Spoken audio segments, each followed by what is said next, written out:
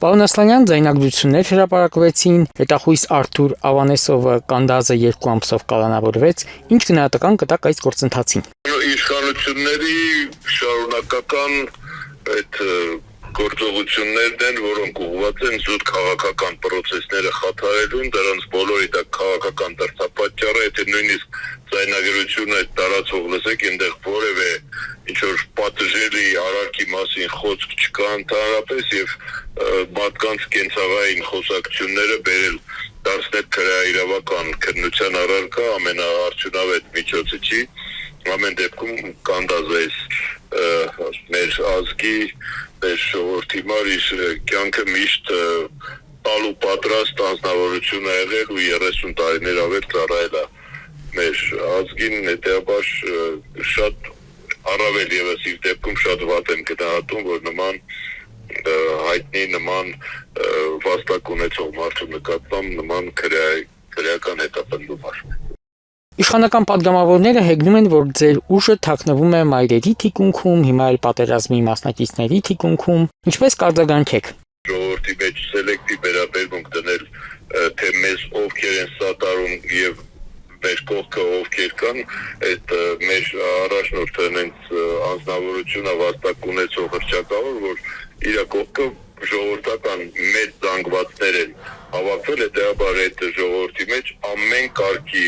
եւ այս պետության եւ ժողովրդին ծառայած մարդիկ եւ տնտեսուհիներ եւ վարորդներ ու ուսուցիչներ ու բժիշկներ դնելու, հետեւաբար այդ իշխանությունների հաստատը ընդամենը ինչ որ իրենց ապօրինի գործողությունները արդարացնելու միջոց են եւ այդ շղաչ անելու միջոցով մեր ուժի նկատմամբ ինչ որ ստվերող գործողություններ, որ իրենց մոտ բնականաբար չի ստացվելու։ Ալեն Սիմոնյանն ու Ռուբեն Ռուբինյանը տեսանյութեր հրապարակեցին, կոչ անելով քաղաքացիներին չվերցնել եւ չառաջարկել ընտրակաշառք։ Նրանք շեշտեցին, որ անգամ արտերկրում ապրելը չի փրկի եւ Հայաստան վերադառնալիս այդ մարդիկ կհայտնվեն իրավապահների ուշադրության տակ։ Մտավախություն չկա, որ հենց ձեր ուժի հետ կապված կարող են լինել զանգվածային գործողություններ։ Մտավախություններով մենք չենք ապրում, մենք ռեալ իրականության մեջ ենք ապրում, են քաղաքացիները, ովքեր որ իրենց ձայնը Հայաստանի Հանրապետությունում բնակվող թե չբնակվող այդ ընտրության իրավունք ունեցողները իրենք բոլորը ազատ կամքի արտահայտելու եւ ընտրության գաղտնիության իրավունք ունեն, հետեւաբար դրանք բոլորը ընդամենը իրենց ոճի մեջ արվող խեղաթյուրող հայտարարություններ են, իսկ մենք չենք ապավինում ոչ